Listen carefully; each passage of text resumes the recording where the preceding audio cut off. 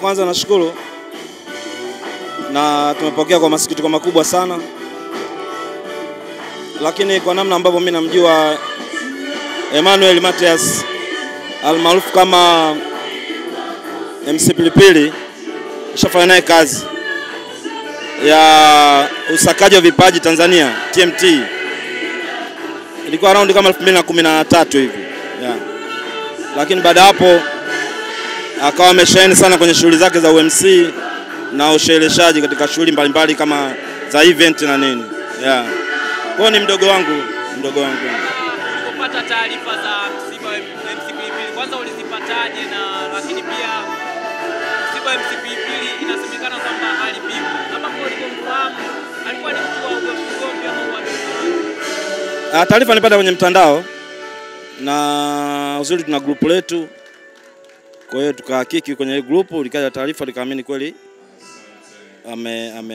amefariki. Lakini vitu vingine kiukweli ni mkweli sijui. Yeah, nipata taarifa tu ya kufariki basi. Yeah. Ni kumbukumbu gani ambayo huwezi kuisahau kwa MC Pilipili kwenye sanaa hii? Yeah, nimefanya naye kazi. Na ndio maana ikija taarifa kama hizi hakunaga mtu ambaye anaweza akapokea tofauti zaidi ya maumivu. Lakini ninachoamini kwamba kwa sababu safari yetu ni moja, kikubwa ni kumuombea ndugu yetu. Tutangulie katika Mwenyezi Mungu amweke mahali pema peponi. Hicho tu. Yeah. Tunaendelea kuwakumbusha sote tunaowasili katika viwanja hivi vya Chinangari Park hapa Dodoma jiji. Karibuni sana tuomboleze pamoja msiba. Ninachojua mimi MC Pilipili alikuwa mwanzilishi wa aina ya of course kulikuwa kuna watu, lakini yeye alikuja kuamsha vijana wengi sana walika lake kwenye stand up comedy.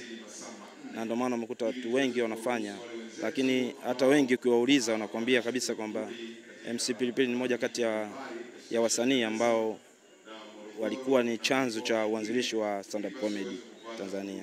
Kwa hiyo ndio nakumbuka, na kwa sababu najua ni mtu ambaye anajituma kwenye kazi yake, mtu wa furaha any time kama unavyomuona.